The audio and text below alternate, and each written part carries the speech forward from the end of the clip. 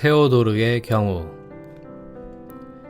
나를 찾아왔을 때 테드는 30살의 운둔자였다.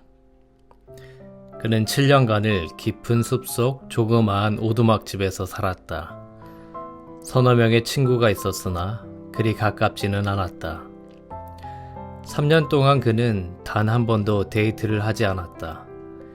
가끔 대수롭지 않은 목공일을 했으나 대개는 고기잡이, 독서 등을 하며 하루하루를 보냈고 나머지 많은 시간은 별로 중요하지 않은 일들을 결정하는 데에 썼다.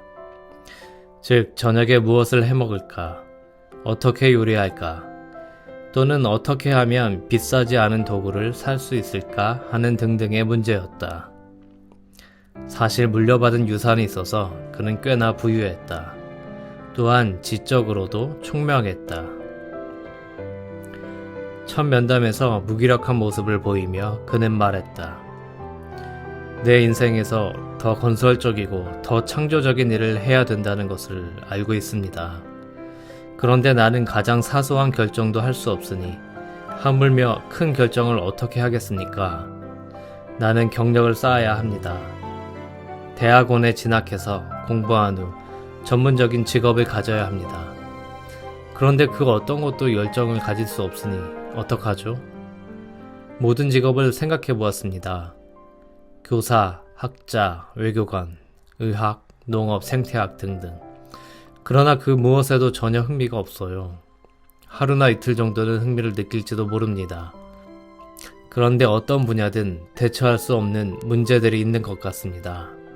인생도 그런 것 같아요. 테드는 18살에 대학에 입학하면서 문제가 시작되었다고 말했다. 그때까지는 모든 것이 좋았다. 그는 안정적이고 유복한 집에서 두 형과 함께 매우 정상적인 어린 시절을 보냈다.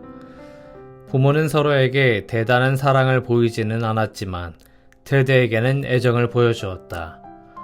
그는 성적도 좋았고 사립학교에서 만족스럽게 지냈다. 그런데 한 여성과 열정적으로 연애를 했는데 아마도 이것이 위기의 시작이었는지도 모른다. 대학에 입학하기 일주일 전 그녀는 그를 떠났다. 매우 낙심한 그는 대학 1년을 술로 보냈다. 그럼에도 여전히 좋은 성적을 유지했다. 그 후 여러 차례 연애를 하기는 했지만 매번 어느 정도에 이르면 더 이상 진전되지 못하고 실패하곤 했다. 급기야 성적이 떨어지기 시작했다. 그는 논문의 주제도 결정할 수 없었다. 3학년 때는 친한 친구 행크가 교통사고로 죽었지만 그 충격을 참아냈고 그 해에 술도 끊었다. 그러나 결정을 내리는 문제는 더 악화되었다. 그는 졸업 논문을 무엇에 관해서 쓸지 그 주제도 선택할 수가 없었다. 학과 과정을 다 마친 후 학교 근처에 방을 하나 빌렸다. 졸업에 필요한 것은 단지 짧은 논문 한 편을 제출하는 것이었다. 누구나 한 달 정도면 쓸 수 있는 것이었다. 그러나 그는 3년이 되어서야 겨우 마칠 수 있었다. 그러고는 아무것도 하지 못했으며 급기야 숲으로 들어가 살게 된 것이다. 테드는 자기 문제가 성적인 것에 근거하고 있다고 확신했다. 결국 문제는 실연에서 비롯되었다고 생각하게 된 것이다. 그래서 그는 프로이트가 쓴 책은 거의 다 정신과 의사인 나보다도 훨씬 더 많이 읽었다. 6개월 동안 테드와 나는 어린 시절의 성적인 경험을 추적했다. 그런데 특별한 점을 찾지 못했다. 그러는 동안 그의 성격 중 여러 재미있는 면들이 나타났다. 그중 하나는 그가 열정이 전무하다는 것이었다. 화창한 날씨를 원했다가도 막상 날씨가 좋으면 어깨를 움츠리며 이렇게 말했다. 사실 어떠한 차이도 없어요. 따지고 보면 오늘은 어제와 같을 뿐이죠. 호수에서 낚시하다가 굉장한 대어를 낳기도 했지만 그는 이렇게 말했다. 혼자 먹기에는 너무 크고 나누어 먹을 친구도 없었기 때문에 고기를 다시 물에 던져버렸어요. 이러한 무열정은 일반적인 속물 근성과도 연관이 있었는데 마치 그는 세상의 모든 것을 다 알고 있지만 그 안의 모든 것이 못마땅할 뿐이라는 태도였다. 그의 눈은 냉소자의 눈이었다. 이렇게 교만을 부림으로써 감정적으로 영향을 줄지도 모를 모든 것들을 그 자신에게서 멀리 떼어놓으려 했던 것이다. 끝으로 테드는 굉장히 비밀을 즐기는 경향이 있었다. 이것은 치료를 아주 더디게 만들었다. 문제의 실마리가 될 중요한 사건들은 힘겹게 캐내야 했다. 한 번은 그가 꿈 이야기를 했다. 나는 교실에 있었습니다. 어떤 물건이 있었는데 그게 무엇인지는 모르겠지만 그걸 다시 상자 안에다 넣었습니다. 그 물건 주위에다가 상자를 만들어 둘러싸았고 그 안에 무엇이 들었는지 아무도 모르게 했습니다. 상자를 죽은 나무 안에 집어넣고 아주 가늘게 나무로 만든 나사못을 박아서 쓸모없는 나무 껍질처럼 꾸몄어요.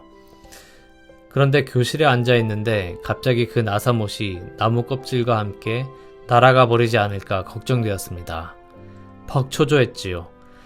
나는 숲으로 달려가서 나사못을 꼭 조였고 아무도 그 나사못과 나무 껍질을 구별할 수 없게 했습니다.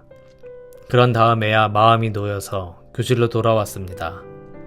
많은 다른 사람들과 마찬가지로 학급과 교실은 테드의 꿈에서 치료를 상징하는 것들이었다. 그는 내가 신경증의 핵심을 발견하는 것을 원치 않은 것이 분명했다. 치료를 시작한 지 6개월, 드디어 면담 중에 테드의 갑옷에 조그마한 틈이 생기기 시작했다. 그는 그 전날 밤을 아는 사람의 집에서 보냈다. 정말 끔찍한 밤이었습니다. 테드는 한탄했다. 나더러 자기가 새로 산 레코드를 들으라는 것이었습니다. 닐 다이아몬드의 영화 갈매기의 꿈의 배경음악이었지요. 그건 정말 고문을 받는 것처럼 괴로웠습니다. 어떻게 교육받은 사람들이 그런 불쾌한 점액 같은 것을 좋아하는지, 심지어 그런 걸 음악이라고 부르는지 이해 못하겠어요. 나는 그의 교만한 태도가 다른 어떤 때보다 격렬하다는 것을 알아챘다.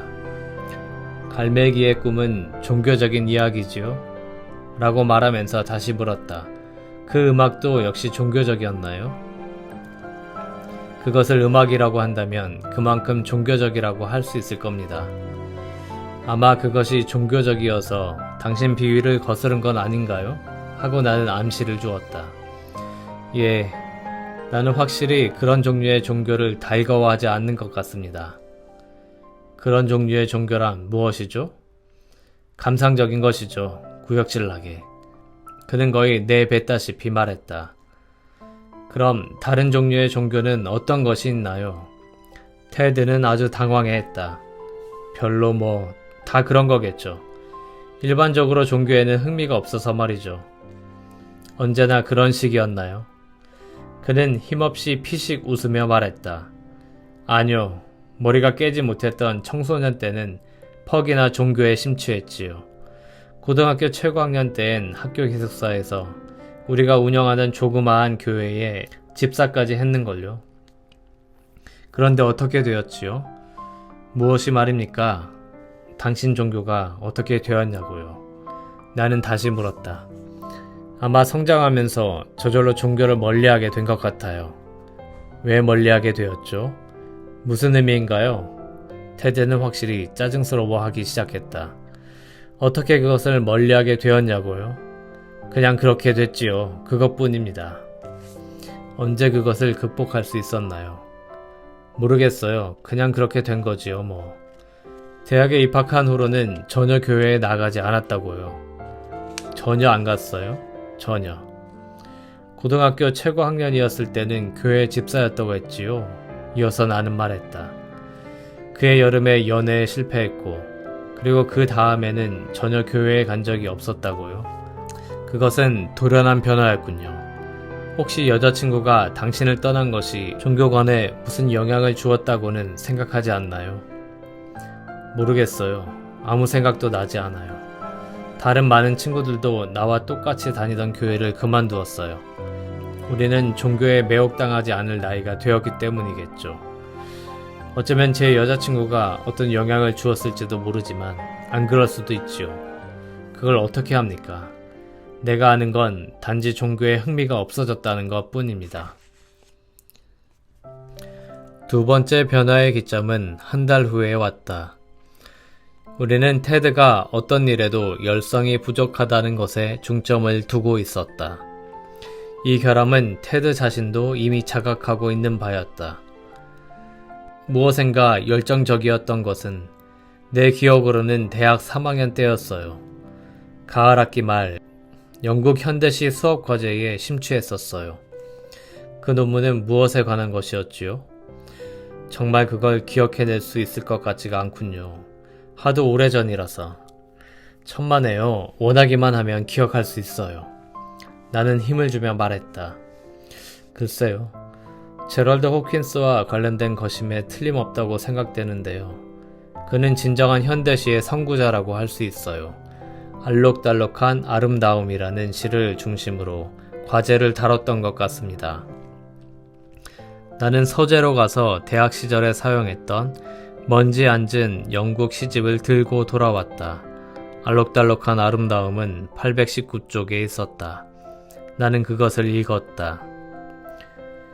알록달록한 사물들을 보면서 하느님께 영광을, 얼룩소같이 두 색깔로 된 하늘을 보면서, 헤엄치는 송호의 장밋빛 반점을 보면서, 막해낸 붉은 석탄 같은 떨어진 밤, 콩새의 날개, 나눠놓고 갈라놓은 들판, 움푹 패인 땅, 놀고 있는 밭, 경작하고 있는 땅, 그리고 모든 장인들, 그들의 장비, 연장, 도구, 모든 반대되는 것, 본래의 것, 여분의 것, 이상한 것들, 빠르기도 하고 느리게, 달콤하게도 시게도, 눈부시기도 하고 어두침침하게, 변하기 쉽고 얼룩투성이가 된 모든 것들, 그분이 만든 아름다움은 변함이 없어라. 하느님을 찬미하노라. 나는 눈물이 글썽해져서 말했다. 이 시 자체가 열정에 대한 시지요. 네. 또 아주 종교적인 시고요. 네. 가을 학기 말에 이에 대한 논문을 썼으니 그러면 아마도 1월이었겠군요. 네. 내 계산이 정확하다면 당신 친구 행크가 죽은 것은 다음 달인 2월이었죠. 네. 엄청난 긴장이 느껴졌다. 제대로 하고 있는지 확신할 수 없었다.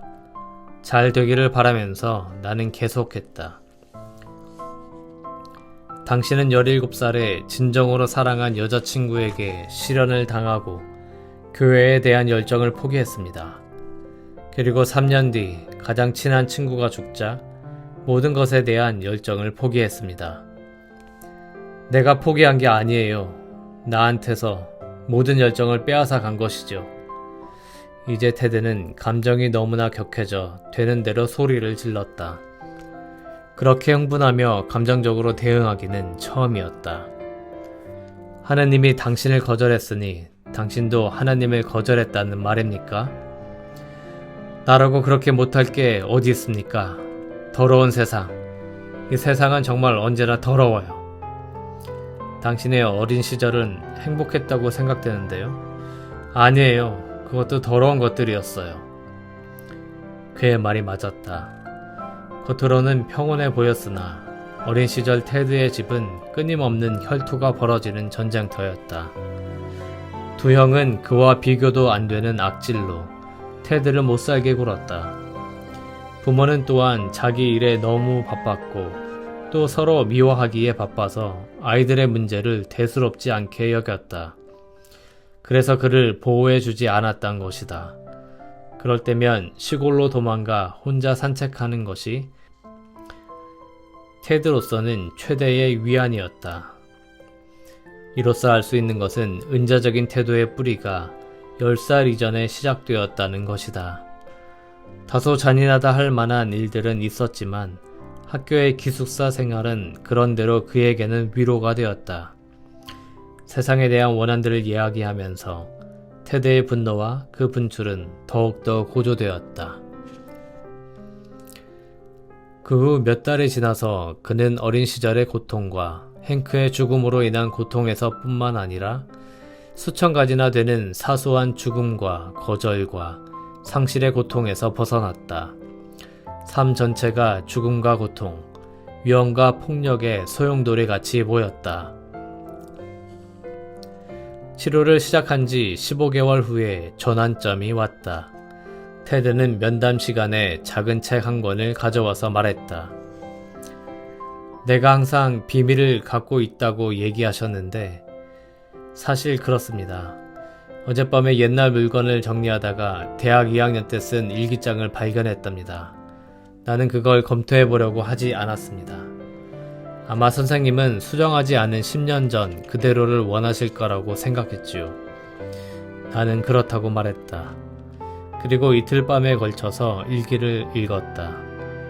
상처로 인한 속물근성이 만든 은둔자라는 삶의 방식이 그때부터 깊숙이 자리 잡았음을 확인한 것 외에 뭔가 새로운 것을 드러내준다고는 하기 어려웠다. 그런데 짧은 이야기 하나가 눈에 띄었다. 1월의 어느 일요일, 혼자 하이킹을 갔다는 것과 심한 눈보라를 만나 어두워진 후 몇 시간이 지나서야 기숙사에 돌아왔다는 내용이었다. 나는 일종의 짜릿함을 느꼈다 라고 그는 기록했다. 안전한 내 방으로 돌아온 것에 대해서였다. 그것은 지난 여름 거의 죽을 뻔했던 경험과 비슷한 것이었다. 그 다음날 대화 시간에 나는 그 지난 여름에 테드가 어떻게 죽을 뻔했는지를 얘기해 보라고 요청했다. 아, 제가 얘기하지 않았던가요? 라고 그는 말했다. 내게 이미 얘기했다고 주장할 때는 그가 그것을 감추려는 뜻임을 잘 알고 있었다. 또 비밀을 가지려 하는군요. 나는 말했다. 아닙니다. 확실히 전에 얘기했던 것 같은데요. 제가 얘기한 것이 틀림없습니다. 어쨌든 그 사건은 별로 중요한 일이 아니었어요. 기억하시죠? 대학 1학년과 2학년 사이 여름에 플로리다에서 일했다고 했잖아요. 그때 태풍이 있었답니다. 아시다시피 저는 폭풍을 좋아한답니다. 태풍이 한창일 때 부두에 나갔는데 그때 거대한 파도가 나를 휩쓸어 갔어요. 그리고는 다른 파도가 다시 저를 밀어 올렸지요. 그게 전부였습니다. 순식간에 일어난 일이었어요. 태풍이 한창인데 부둣가에 나갔다고요? 나는 의심스럽다는 듯 물었다. 제가 얘기했죠. 폭풍을 좋아한다고요. 저는 그 근본적인 분노에 접근하기를 원했답니다. 그건 이해할 수 있지만 하고 나는 말했다. 아무리 폭풍을 좋아한다 해도 나라면 자신을 그런 위험에 던질 것 같진 않은데. 그렇지만 제게는 자살 충동이 있다는 것 아시잖아요. 테드는 거의 장난조로 대답했다. 그해 여름에 저는 정말 자살할 것 같은 기분이었습니다. 분석해보니 솔직히 말씀드리면 의식적으로 자살하려고 부둣가에 나갔을지도 모른다는 생각도 들어요. 그 당시 저는 확실히 삶에 흥미를 느끼지 못했고 자살할 가능성이 농후했음을 인정합니다. 그때 당신 몸이 휩쓸려 들어갔다고요? 네, 무슨 일이 일어났는지 거의 알지 못했답니다. 물이 산더미처럼 덮쳐와 앞도 볼 수 없었답니다. 아주 큰 파도가 덮쳐 저를 쓸어가 물속에서 어찌할 바를 몰랐죠. 저를 구하기 위해 아무것도 할 수가 없었어요. 제가 죽을 것이라는 게 확실했습니다. 저는 공포에 질렸어요. 한 1초나 되었을까? 물결에 휩쓸려 다시 뒤로 밀리는 느낌이었습니다. 그러고는 한순간에 부두의 콘크리트 바닥에 내던져졌답니다. 나는 부둣가로 기어가서 겨우 무트로 돌아왔습니다. 멍이 좀 들었지요. 그것이 전부예요. 그래, 그 경험을 어떻게 느끼고 있지요? 무슨 의미입니까? 제가 그것을 어떻게 느끼고 있냐고요? 어떻게 느끼느냐고요? 테드는 저항하듯이 물었다. 내가 묻는 바 그대로예요. 어떻게 느끼지요? 목숨을 구한 것에 대해서요? 그는 반문을 했다. 그래요. 글쎄, 아마 운이 좋았다고 느꼈겠지요. 행운이라고요? 나는 물었다. 그저 하나의 행운이라고요? 당신을 부둣가로 밀어낸 파도가 우연이란 말입니까? 그렇죠. 그것뿐이에요. 어떤 사람들은 그걸 기적이라고 부를 거요. 하고 나는 지적했다. 제 생각엔 그건 단지 운이 좋았을 뿐인걸요. 단지 운이 좋았을 뿐이라고요. 나는 그를 자극하듯 그 말을 반복했다. 그렇다니까요. 저는 운이 좋았던 것 뿐이에요. 그거 참 흥미있군요, 테드. 나는 말했다. 언제든지 고통스러운 일이 생길 때면 하나님에게 맞서 욕하고 세상이 더럽고 못쓸 곳이라고 욕하면서 또 무슨 좋은 일이 생기면 그저 행운이라고 생각한다는 말이죠. 조그만 비극이 하나 일어나도 그것은 하나님 탓이고 기적적인 축복이 일어난 것은 그저 행운이었다고. 어떻게 생각해요? 행운과 악운에 대한 자신의 모순적인 태도에 직면하면서 테드는 세상의 정의에, 굳은 일뿐 아니라 좋은 일에, 또 어두운 면과 밝은 면 등에 점점 더 집중하기 시작했다. 그가 경험한 행크의 죽음과 또 다른 죽음들의 고통을 해소해 나가면서 그는 생의 다른 면을 고찰하기 시작했다. 그는 고통의 필연성을 용납했고 실존의 역설적인 본성, 곧 얼룩진 것들을 흔쾌히 받아들이게 되었다. 이러한 수용적 태도가 생긴 것은 물론 따뜻하고 사랑이 있고 점점 즐거워지는 우리 관계 덕분이었다. 그는 변하기 시작했다. 시험삼아 다시 데이트를 하기 시작했다. 그리고 조금이나마 열정을 보이기 시작했다. 그는 종교적인 성향도 만개했다. 그는 도처에서 생과 사, 창조와 파괴, 재생의 신비들을 보았다. 신학책도 읽었다. 지저스 크라이스트 슈퍼스타 음악을 듣고 복음 선거를 들었으며 갈매기의 꿈도 샀다. 치료가 2년여가 지난 어느 날 밤, 테드는 이제 스스로 삶을 꾸려 나갈 때가 왔다고 말했다. 대학원에서 심리학을 공부해 보려고 합니다. 선생님은 제가 선생님을 그대로 모방하려는 것이라고 말씀하시겠지만 꼭 그런 것만은 아니에요. 계속해봐요. 나는 요청했다. 제가 해야 할 가장 중요한 일이 무엇일까를 생각해 보았습니다. 학교로 돌아가면 가장 중요한 것을 공부했으면 합니다. 계속하세요. 나는 인간의 정신이 제일 중요하다고 결론 지었습니다. 그래서 건강하지 못한 정신을 치료하는 것이 중요하다고 생각하게 되었어요. 인간의 정신과 심리치료라. 그것이 가장 중요하다고요? 나는 질문했다. 글쎄요. 어찌 생각하면 하느님이 가장 중요하군요. 그럼 왜 하느님을 공부하지 않지요? 무슨 말씀이세요? 하느님이 가장 중요하다면 왜 하느님을 공부하지 않느냐는 말입니다. 죄송합니다. 선생님의 말씀을 이해할 수가 없군요. 테드는 말했다. 그건 당신 스스로가 이해하는 것을 막고 있기 때문이지요. 하고 나는 대답했다. 정말 이해 못하겠어요. 인간이 어떻게 하느님을 공부할 수 있습니까? 학교에서 심리학을 공부하듯이 학교에서 하느님을 공부하면 되지요. 나는 대답했다. 신학교를 말씀하시는 것입니까? 그래요. 목사가 되는 것을 말씀하시는 겁니까? 그래요. 그건 안 되죠. 저는 할 수 없습니다. 테드는 겁에 질렸다. 왜 안 되지요? 테드는 교묘하게 말을 돌렸다. 심리치료사와 목사 사이에는 필연적으로 어떤 차이가 있는 것은 아니거든요. 제 말은 목사도 치료를 많이 한다는 겁니다. 그래서 심리치료는 일종의 목회와도 같습니다. 그런데 왜 당신은 목사가 될 수 없나요?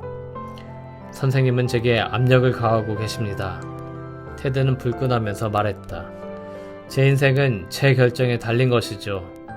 인생을 어떻게 살 것이냐 하는 것은 순전히 제게 달렸으니까요. 치료사는 환자를 대신해서 무엇을 선택해주는 것이 아니지 않습니까? 제가 저를 위해 선택할 겁니다.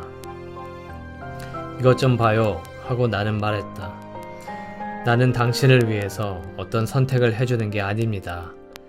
내 일은 순전히 분석자의 역할일 뿐이죠.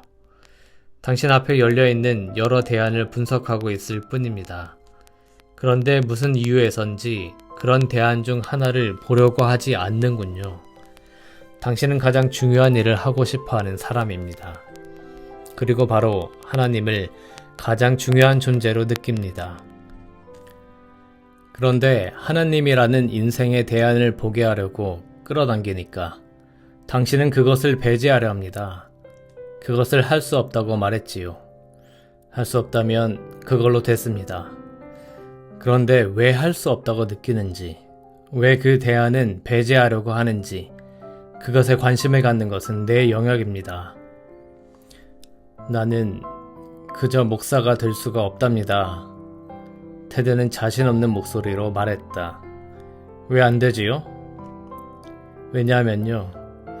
왜냐하면 목사가 되는 것은 공개적으로 하나님의 사람이 되는 것을 의미하니까요.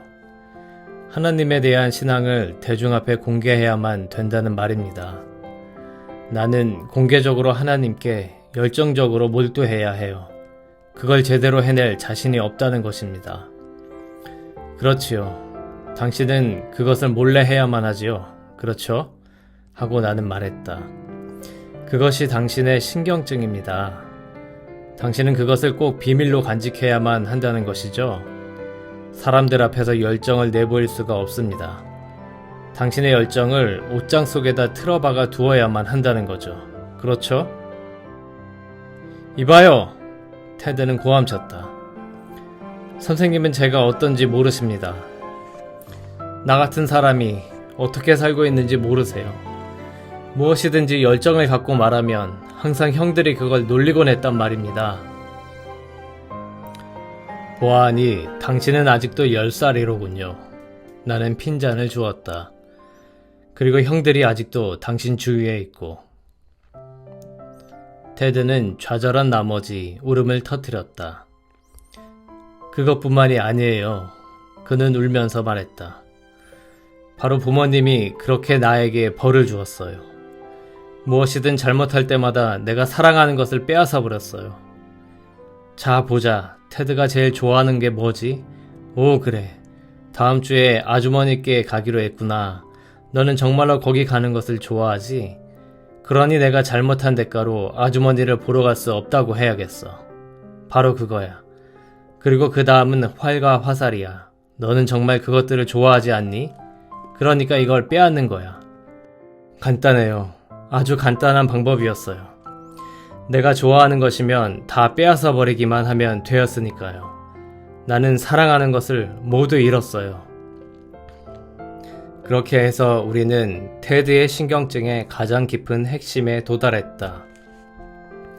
자신은 지금 10살이 아니라는 것, 또 부모와 함께 있는 것도 아니며 형들과 가까이 있는 것도 아님을 상기하면서 조금씩 그는 스스로 삶에 대한 열정과 사랑, 그리고 하나님에 대한 사랑을 불러일으켰다.